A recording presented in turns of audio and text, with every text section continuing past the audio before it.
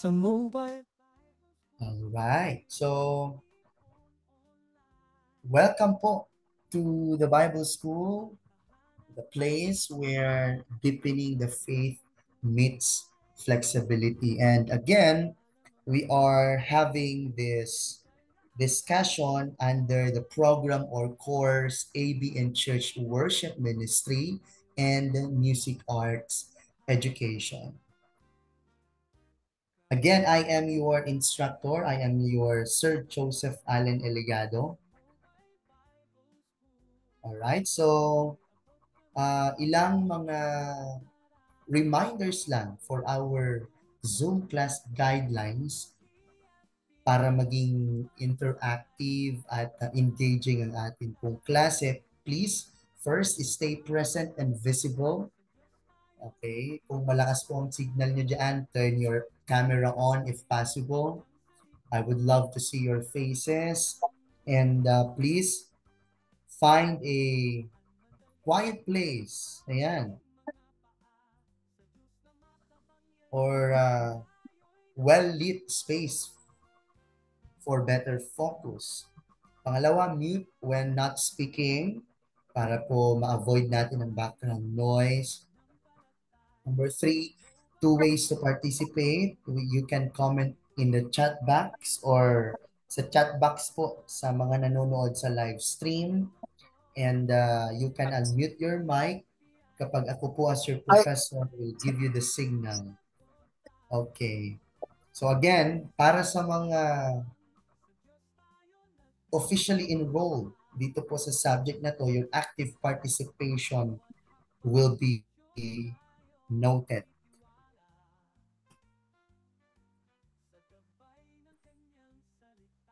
And of course, you can earn bonus points if you, as students, will actively participating. And number 5, please respect and encourage everyone's time and ideas. And please avoid doing other tasks during class. Let us all focus on the topic because it's for our own growth. A reminder lang po sa ating lahat, this is more than a Zoom meeting. So this is a time of the best time of learning, reflection, and worship. Let's honor God by giving our best attention and attitude. So before we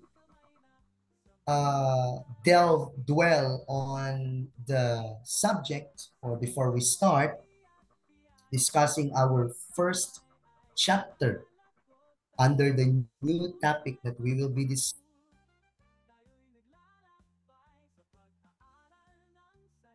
first, let us open our discussion through a prayer, mga kapatid. And let me lead the prayer. Let us close our eyes.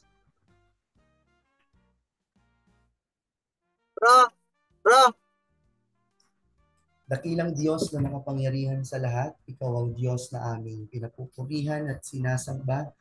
Maraming salamat sa fishball. Fishball, 10 pesos. Pagkakataong ito na iyong pinagkaloob po sa amin upang kami po ay makapag-aral ng iyo pong mga salita, Panginoong Diyos, sa pamamagitan po ng subject, na bagong subject na amin pong mapag-aaralan. Naway pagpalain mo po ang lahat ng mga nandito po sa Zoom link at iyo rin po ang pagpalain ng mga via live stream sa amin pong Facebook page ng Mobile Bible School. Pinagkakatiwala po namin ang aming pag-aaralan sa iyo pong mga kamay, Panginoon, sapagkat naniniwala po kami that apart from you, we can do nothing. Maraming salamat, Panginoong Diyos. This we ask in prayer in Jesus' name. Everybody say, Amen. Ayan. Pwede po bang i-comment niyo po sa Facebook ng Amen dito po sa meeting chat dito sa Zoom? I-comment niyo din po, Amen. Praise the Lord. Alright, ayan. So, andito na po tayo mga kapatid sa bagong subject na ating mapag-aaralan. And habang pinag-aaralan ko din po ito mga kapatid, ako po ay nai-excite. Ayan, sapagkat it will really enlighten our mind. Okay po? Sa mga mapag-uusapan po natin mga kapatid. At very helpful po ito because it is all about how music, kung paano po nagamit ang musika sa panahon po ng mga early Christians. The title of our subject, mga kapatid, is The History of Church Music. I'll repeat, History of Church Music. Sacred soundscapes, the evolution of church music from the apostolic age to the 21st century. So we will be discussing here how church music evolved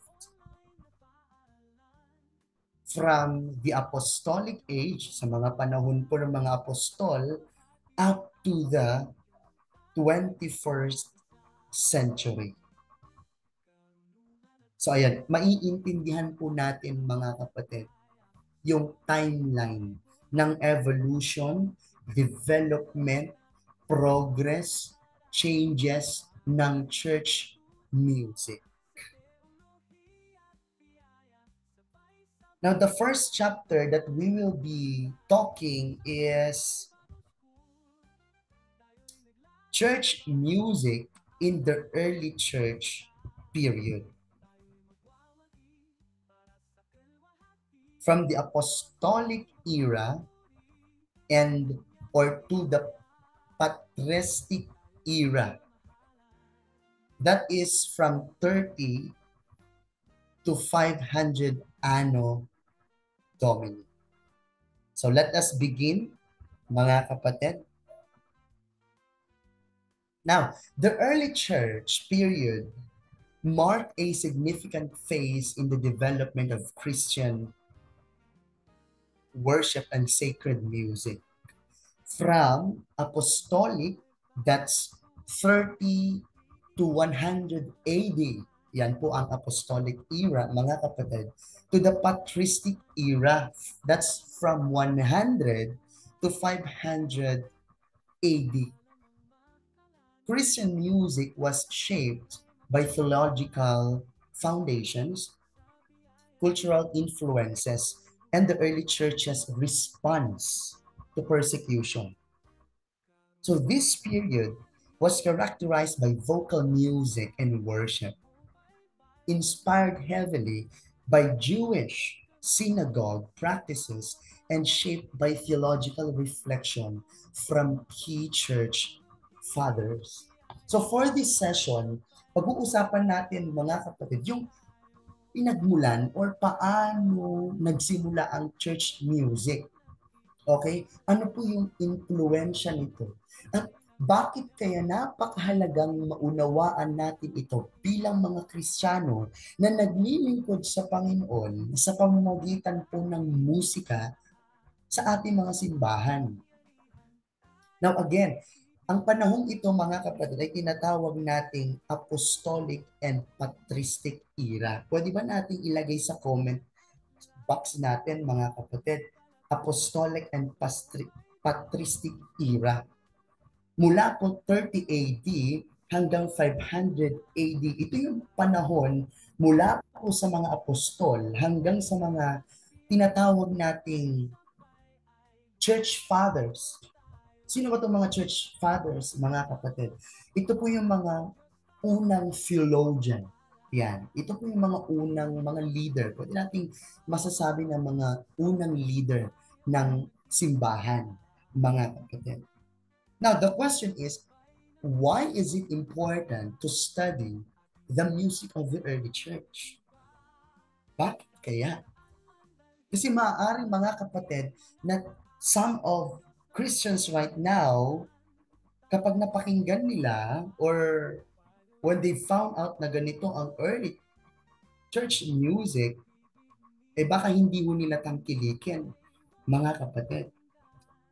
Pero makikita ho natin dito, yun pong difference, yun pong kaibahan, at yun pong power sa mga, yung power ng music sa mga early churches or early Christians. Now, bakit nga ba ito importante? Kasi makikita ho natin dito again kung paano ginamit ng unang simbahan ng musika para sumamba, para magturo, at para magpalago ng pananampalataya. Now, take note of these three important reasons para sumamba, para magturo, at para magpalago ng pananampalataya. Now, the early Christian worship and music. Alam niyo po ba mga kapatid, early Christian music was deeply influenced by Jewish synagogue traditions rather than the musical forms of the pagan Greco-Roman culture. Now, these Jewish roots included the chanting of psalms, antiphonal or responsive singing, and scripture recitations reflecting reverence and spiritual discipline. Ang music, mga kapatid, ng mga unang Kristiyano ay malalim. Kaya mo sabi, deeply, mga kapatid, ang ugat nito sa Jewish synagogue traditions. Hindi ho nila ginaya, mga kapatid, ang mga pagan Greco-Roman music. Why? Sapagkat ang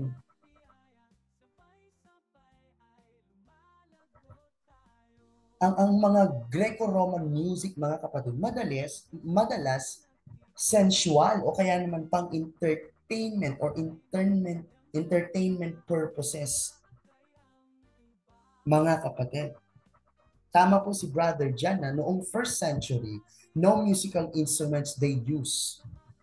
Okay, later on, makikita ho natin, mga kapatid, vocal that comes from heart making melody. That's what I observe in reading New Testament.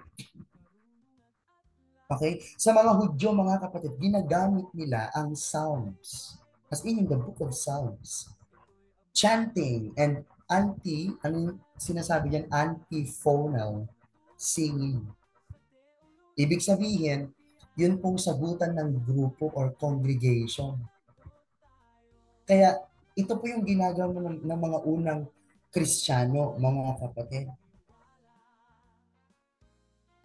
Ang sabi po ng Colossians chapter 3, verse 16, ang sabi, let the word of Christ dwell in you richly, teaching and admonishing one another in psalms and hymns and spiritual songs. Kaya pala sinabi ito ni Apostle Paul because kapag sinabi ho natin music sa early churches, they are using the music to teach and admonish one another.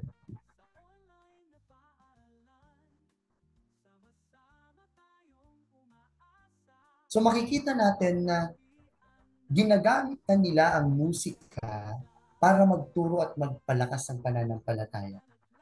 Tingnan po natin, mga kapatid, si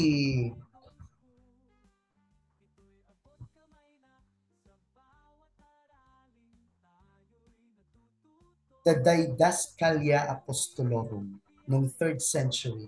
Now, this early Christian manual, ito po isang manual, mga kapatid, from Syria, strictly forbade Christians from singing pagan songs or participating in heathen festivals, showing an early separation from non-Christian practices. Christians must not sing pagan songs or join heathen festivals. Kaya ho, yung nasabi natin kanina na ang early Christian music was deeply influenced not by Greco-Roman culture, but of course by Jewish synagogue traditions. Kasi ipinagbabawal po, mga kapatid. Dapat ang kinakanta lang ng mga Kristiyano noon at dapat din naman talaga na kailangan ito po ay nakabase sa salita po ng ating Panginoong Diyos. That's why again, in Colossians chapter 3 verse 16, let the word of Christ dwell in you richly, teaching and admonishing one another in psalms and hymns and spiritual songs. Ito pong document na to mga kapatid or manual, ito pong the Didascalia Apostolorum, nagsasabi, mga kapatid, na ang simbahan, yun pong musika ng simbahan ay dapat kanal, dapat malinis, at dapat, mga kapatid, para sa Diyos lamang. Hindi po ito para sa worldly enjoyment, mga kapatid.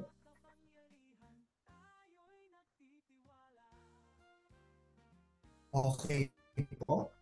And the apostles themselves encouraged the singing of hymns and songs as a way to build the church's spiritual identity and unity. Next, let us go to the development of Christian hymnody. Ayan, sino po dito mga kapatid ang kumakanta pa rin ng mga hymnals sa atin po mga churches, mga kapatid? Ayan. Yun, ang sabi po dito mga kapatid ni Brother John, music came from the natural sound and rhythms around early humans, which they mimicked and elaborated on using their voices and bodies, and later simple instruments like bones and stones to express emotions, communicate and bond socially or spiritually. I think this definition, mga kapatid, is very general. But of course, sa mga sinaunang tao, mga kapatid, based on the history of music, they are using their voice. That is why ang atin pong mga vocal cords, mga kapatid, o kaya ang ating pong mouth is considered as an instrument. Ayan. Sapagkat yun po sa history, mga kapatid, they are just producing sounds or natural sounds and rhythms through their mouth, mga kapatid, for a social purposes or spiritual purposes. Now, let us go here to the development of the Christian hymnody. Okay, so makikita natin mga kapatid na habang lumalago ang simbahan, nagsimula rin silang gumawa ng mga hymns o kaya naman spiritual songs. So early Christian hymnody developed with the focus on doctrinal content, expressing key beliefs. Ano yung mga beliefs na yun about the Trinity, the Incarnation, and the resurrection of Christ? Hymns were simple and memorable, allowing for congregation participation. So the hymns also became a key part of catechesis, teaching foundational Christian beliefs to communicate that were often illiterate. Kasi ang hymnals, mga kapatid, ay madali nga hong matandaan. Madaling ma-familiarize. At ito po, mga kapatid, ay founded, okay, sa mga Christian beliefs. Ano po ba ang purpose ng hymns? Ang purpose ng hymnals, mga kapatid, or hymns, ay para ituro ang mga doktrina. Pangalawa, para turuan po ang mga illiterate believers, okay, ng tamang pananampalataya. Kasi ang mga hymnals ay simple lang po ang tono noon, mga kapatid. Madali pong kantahin para lahat po ng mga Christians, lahat po ng mga believers sa panahon pong ito ay madali silang makasali sa pagkanta. Kaya pala yung flow ng pagkakanta ng mga hymnals ay talagang pare-pareho o kaya naman madali lang siyang i-memorize, mga kapatid. Ito pala yung purpose nun. Kilala niyo po ba, mga kapatid, si Ignatius of Antioch? Isa sa mga mayroong key influence pagdating po sa early church music, which he promoted unity in worship through musical metaphors, describing the church as a chorus singing in harmony under Christ's leadership, which may have influenced early Christian musical practices. And he also affirmed antiphonal singing or yung responsive, mga kapatid, yung may salitan, okay? May salitan na part sa congregation possibly inspired by a vision of angels. Which is like, gumamit po siya, mga kapatid, ng musical imagery, itong si Ignatius of Antioch, which he says, the church is like a choir singing in harmony under Christ as the choir master. Okay, so napakagandang imagery po nito, mga kapatid, na parang sinasabi ni Ignatius of Antioch na lahat tayo ay mga instrumento ni Kristo at ang bawat isa, mga kapatid, ay kumakanta sa iisang harmony and Christ himself is the choir master or the choral conductor. Amen. Praise the Lord. Now, ano naman ngayon yung role ng Psalms in early Christian, mga kapatid? First, let us look to the central role of Psalms. The Psalms were central to early Christian worship, reflecting their Jewish roots. Itong Psalms, mga kapatid, were sung as part of both private and communal devotion and became key to the liturgical practices of the church. Actually, these early Christians used the Psalms to express joy, express lament, and hope in the midst of persecution and to help the community remain grounded in Scripture. No, ang gusto ko po na maramdaman natin yan at maintindihan natin kung gaano kahalaga ang music sa panahon ng mga early Christians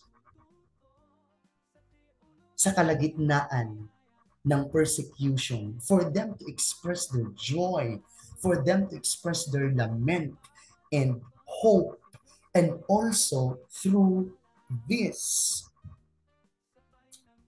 music, the community of believers will remain grounded in Scripture, mga kapatid.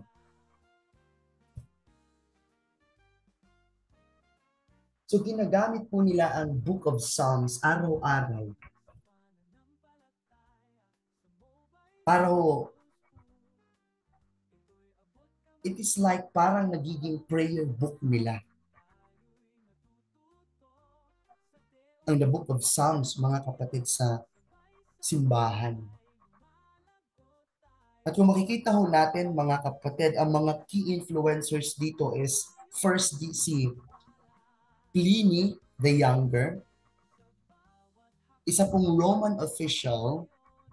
Now, in his letter to Emperor Trajan, he describes early Christians singing a hymn to Christ as to a God, providing external non-Christian validation of early Christian worship services. Nagulat po siya, mga kapatid, sa mga Kristiyano dahil lagi daw silang kumakanta ng hymns.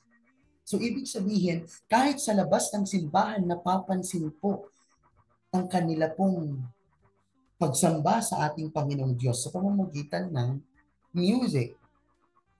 And also si Athanasius of Alexandria, he emphasized the use of psalm singing for scripture, memorization, and soul formation, arguing that music served a spiritual discipline rather than being for entertainment. Actually, sinabi ho niya, mga kapatid, when you sing the psalms, you are not just reading scripture. You are allowing the word to shape your soul.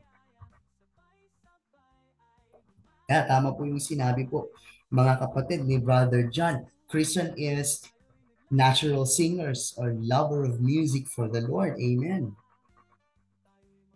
Sabi rin po ni Brother Joel, si Ignatius po, mga kapatid, also known as the Theophorus, meaning God-bearer, he faithfully led the church in a time of Roman persecution. Praise God for those additional informations, mga kapatid.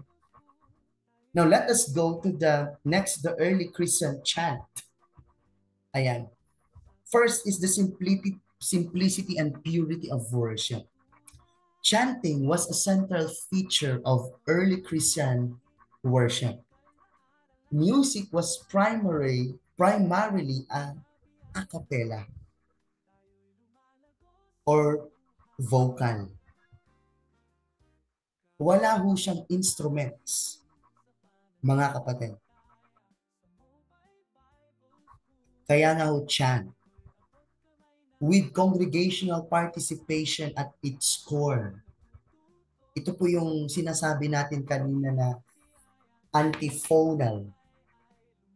Ayan, na klase po ng music, mga kapatid. The early church's musical expressions were relatively simple and monophonic. Ibig sabihin, single melodic line lang siya. Para ho madaling intindihin ng mga believers at that time. Emphasizing text clarity and spiritual devotion over complexity. So wala hong instruments noon, mga purely vocal. Sabi mo dyan, mga kapatid, monophonic lang eh. Ibig sabihin, simple, malinaw lang. Yan lang yung kanta noon. Yan ang kanta noon, mga kapatid. Early Christians influenced by Jewish synagogue chants, incorporated responsive antiphonal singing during worship.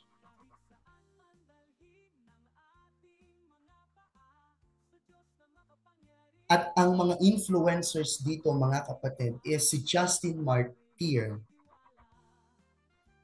He condemned the use of musical instruments, associating them with worldliness and emphasizing vocal music for purity and simplicity in worship.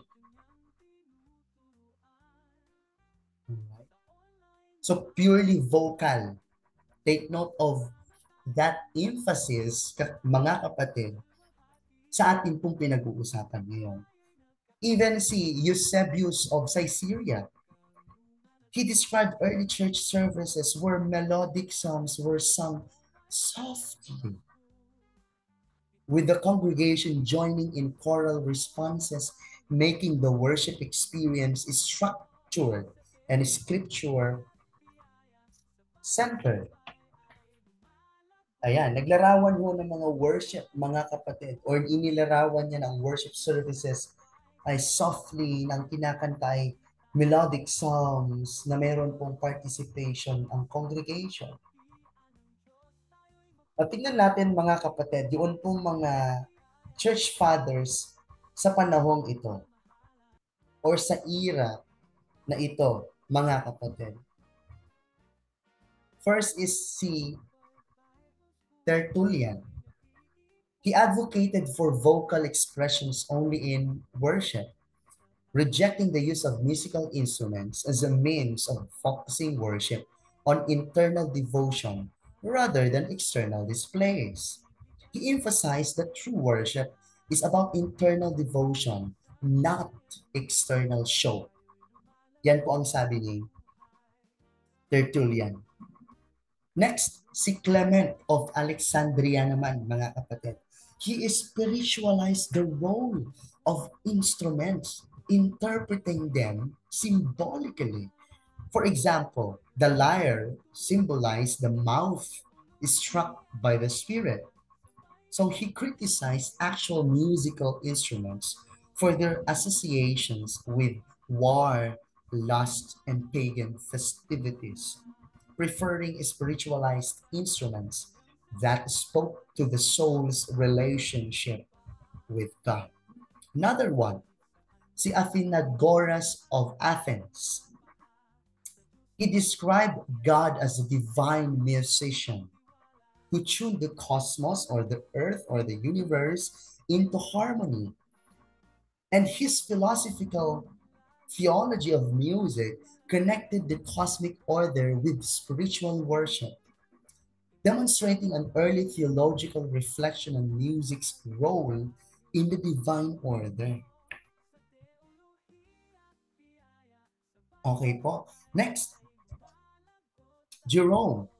Jerome dismissed instrumental music as a childish relic of Old Testament worship and advocated for a spiritual, mature form of praise that reflected the inner transformation of the worshiper. Next, si Augustine of Hippo, initially against musical instruments due to their associations with sensuality and theater, Augustine later accepted the use of instruments for psalm singing, notably the psaltery. At ang view po niya, mga kapatid, represented an internal struggle between spiritual purity and the emotional power that music could evoke. Because we all believe na mayroon pong power ang music. And also, lastly, si John Chrysostom. He focused on the purity of heart in worship, advocating for vocal music that reflected internal transformation. He emphasized that worship was about the inner devotion of the worshiper rather than the external sounds. So ang mga church fathers, mga kapatid, tinuruan tayo ng music ministry ay hindi ho siya basta-basta performance lang.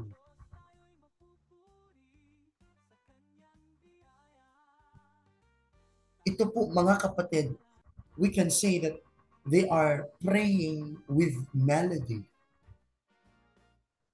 They are using purely the sound of their mouth to express their worship unto the Lord and also to express their faith unto the Lord.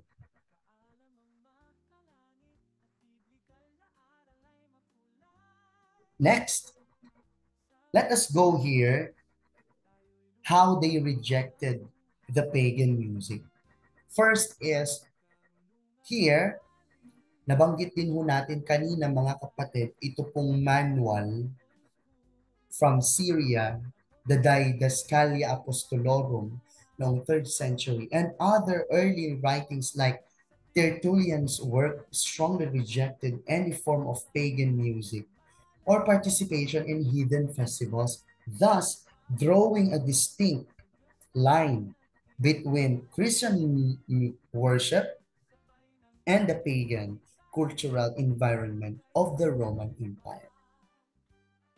Sa music in this era, mga kapatid, was regarded as a sacred act, sagrado, a divine act, a holy act, and everything associated with paganism was rejected to ensure spiritual purity.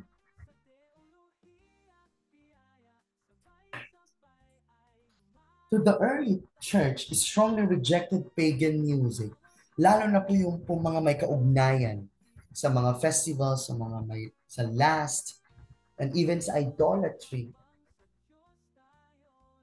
Actually, ang sabi nga ho mga kapatid sa aking nabasa,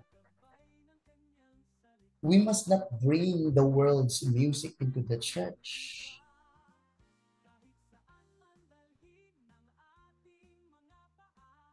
Amen.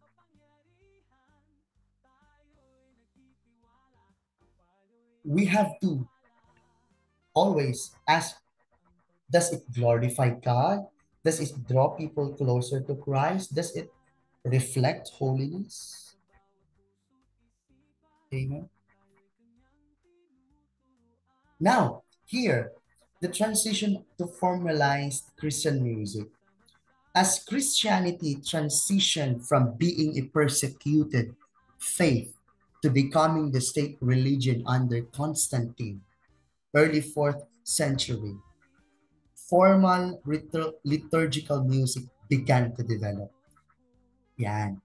So, the Council of Nicaea and other early ecumenical councils began to address the role of music in worship, leading to the standardization of hymns and psalms in the liturgy. So na-recognize na ho, mga kapatid, nagkaroon na ngayon ng standard. Noong naging emperor si Constantine. Kasi nung naging emperor po si Constantine, mga kapatid, tumigil po ang persecution. At dahil dito, nagsimulang ma-develop ang formal liturgical music dito po sa Rome, mga kapatid. At nagsimula ho silang mag-organize sa mga choirs. Okay? Ginamit po nila mga kapatid ang mga psalms at saka hymns sa liturgy. At ito pong Council of Nicaea, if I'm correct with my pronunciation, tinutukoy po dito mga kapatid kung papaano yung tamang paraan ng paggamit ng music sa worship. Actually, ito po yung naging foundation, mga kapatid, ng Gregorian chant. Sa mga susunod po, mapag-aaralan po natin, mga kapatid, kung ano po ba itong Gregorian chant na ito. Okay? At sa iba pang mga church music traditions sa medieval period. So see, from being persecuted, now, when Constantine became the emperor, they began to address the role of music in worship. At sa era na to, mga kapatid, they choose not to use instruments. it is purely their vocal, yung kanila pong voice, ang kanila pong ginagamit. And it's antiphonal, responsive, mga kapatid. And again, ginagamit nila ang music para sumamba, para magturo, at para magpalago ng pananampalataya. Kaya nga the apostolic and patristic era of church music was a formative period in Christian history, influenced deeply by Jewish worship practices and the theological insights of key church fathers. Now, early Christian music was predominantly vocal, simple, and scripture-centered, used primarily for worship, teaching, and spiritual formation rather than entertainment. The church fathers played a pivotal role in defining the spiritual and doctrinal boundaries of music and worship, rejecting the influence and paganism and shaping the future of Christian liturgical practices. Ang apostolic at patristic era, mga kapatid, always remember, ito yung panahon ng pagtatag ng tunay na diwa ng church music. Sa mga susunod nating discussions, mga kapatid, I'll be presenting videos, if available po, mga kapatid, sa internet. At para makita ho natin, mga kapatid, yung differences ng mga music sa mga iba't ibang era at para magkaroon tayo ng clear view kung paano ba yung changes na nangyari sa development ng church music. Kasi dito po sa apostolic and patristic era, very simple, doctrinal, vocal, and early Christians didn't sing to impress. They sang to express their faith. Let me repeat it, mga kapatid. And this is my closing statement for all of us here dito po sa Zoom link and to those who are watching via live stream on Facebook. Early Christians didn't sing to impress. They sang to express their faith. And I am hoping and praying that all of us, we are singing not to impress other people, not to impress the congregation. We are not singing not to say that we can sing,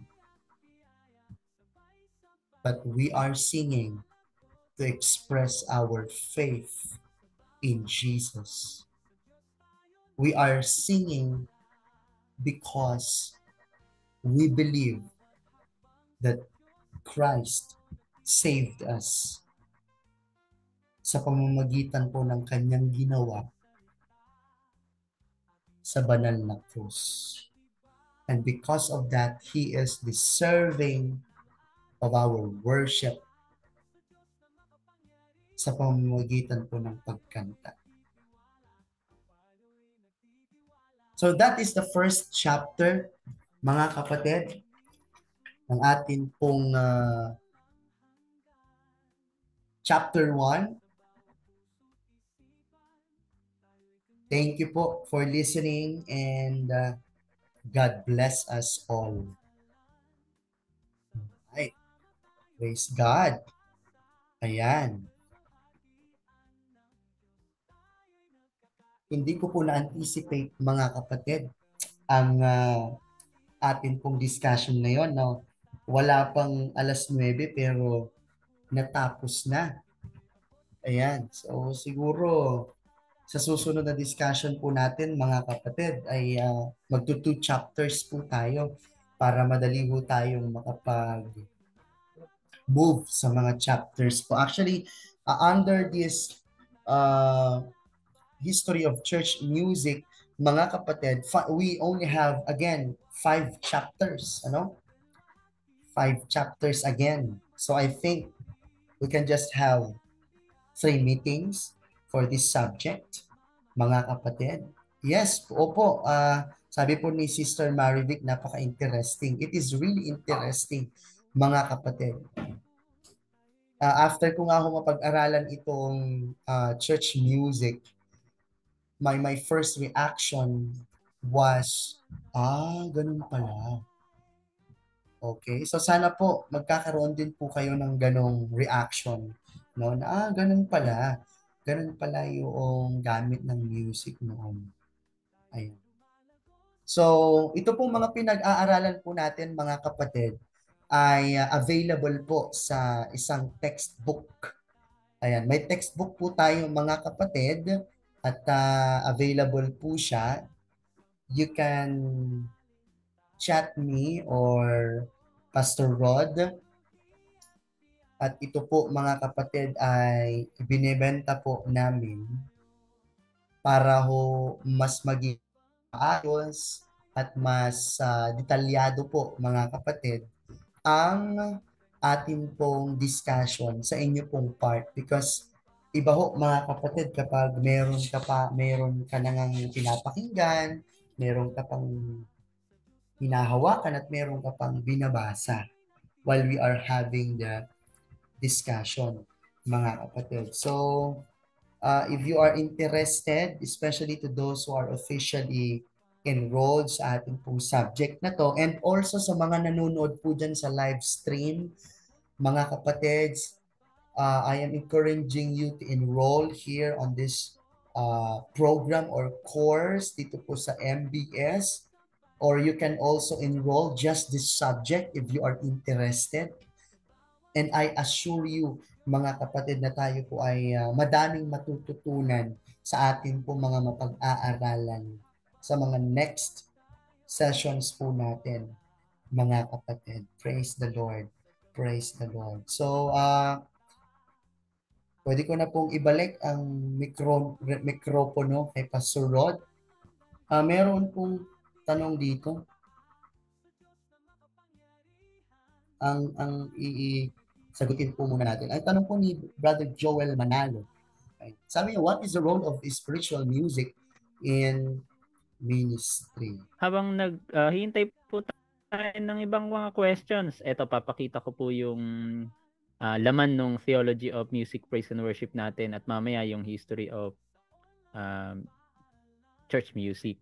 At para makita ng mga ating nanonood na sumusubaybay sa ating pong live stream, ayan, papakita ko po sa inyo.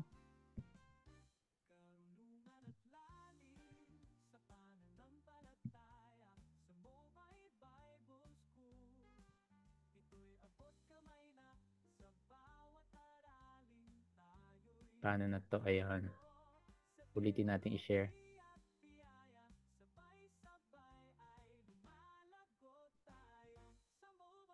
So sige po, mag-type po kayo. Kahit sa ating pong live stream, pwede po kayong mag-type ng any questions about sa ating napag-aralan din, lalong-lalo na sa history. So ito yung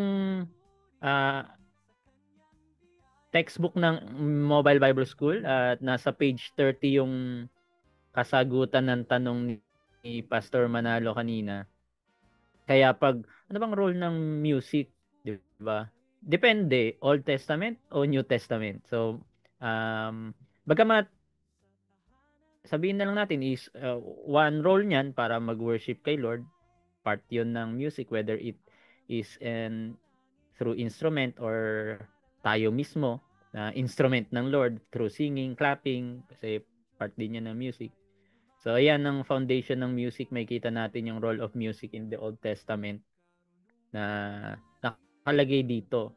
At meron talagang verses na naka-back up para sa praise and pag-worship. So singing, ayan, may mga singer na nakalagay dyan, mga verses. Isang role niyan para mapakita yung power ng Lord. After ng pagkapanalo, kumakanta sila. So yun yung mga roles na makikita natin. Talagang napakaganda ng pagkaka-outline po natin dito. Kaya I encourage you na buy this book. And sa New Testament naman, yan yung 7 forms of praise na sinasabi nila. What is sila? And meron din tong course. Pwede nyong panoorin sa ating YouTube. Actually isang subject din to. Napakagandang kunin po ito. Panoorin nyo. Or PM nyo ako. Pwedeng correspondence. Bilhin nyo lang ang book na ito. Sagutan nyo yung mga questions dyan. Ay meron na kayong grades. So yan yung role ng music naman sa New Testament. Nakikita natin dito sa verse chapter tawag dito page 49. Yan. So eto yun. So nalampasan ko. Yan, role of music in New Testament. So may nakalagay dito hymn, di ba? Ibig sabihin, kailan sila nag-hymn? So for communion. So ibig sabihin sa fellowship nila, kumakanta sila. So yun yung mga ano natin. And alliterated siya for communion, for connection, speaking yourself in psalms and hymn.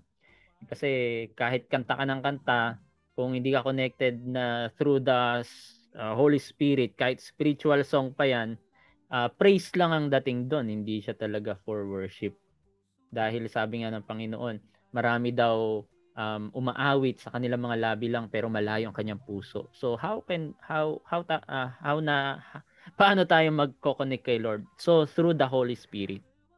So 'yon, sa connection talaga. And core sa sharing and teaching, sabi doon habang nagtuturo, kumanta rin kayo ng spiritual songs, o di ba? After ng turo, spiritual song or spiritual song, then turo. So yan, ang core ng awit ay sa pagtuturo din. Maganda meron kantahan, kahit simple yung Bible study yan or cell group, maganda rin na kumakanta. So andyan din, may sinabi dito na pag malungkot ka, umiyak ka, sama mo ng kantang pag-iyak. Ano? Celebration, conversion, clarity, etc. So I encourage you buy this book, 199. And free yung history of church music kapag nag-enroll po kayo. Instead na bibili pa kayo ng 199, mag-enroll na lang kayo ng 400, may 3 units ka pa, matik po ay enrolled ka na din, o di ba? At meron ka pang yearbook. Yearbook tuloy. Textbook. So, iyan po. Meron po bang question, Pastor Joseph, sa ating chat box? Wala na po, Pas. Wala na. So, kung wala na, ayan. Ito yung ating history of church music. Pakita ko na lang and then closing na tayo. So, ano pong next lesson natin yung sa module 2 na po ba? Yes, Pas, in chapter 2. About module 2. About medieval and Renaissance. church music. Yan. So, nandito yung outline natin. Kompleto po yan. Kaya maganda na advance nating mapag-aralan kung ano yung tinuturo ni Pastor Joseph. Nandito rin po yun. Maganda. As in. And then, pag enrolled kayo, kahit yung 150, yung pinagkuhanan nitong book na ito, meron tayong free na ebook. Yun na yung sinasabi ko na kasama sa ating enrollment, whether your audit or regular. Sesend ko po sa inyo through email na lang din.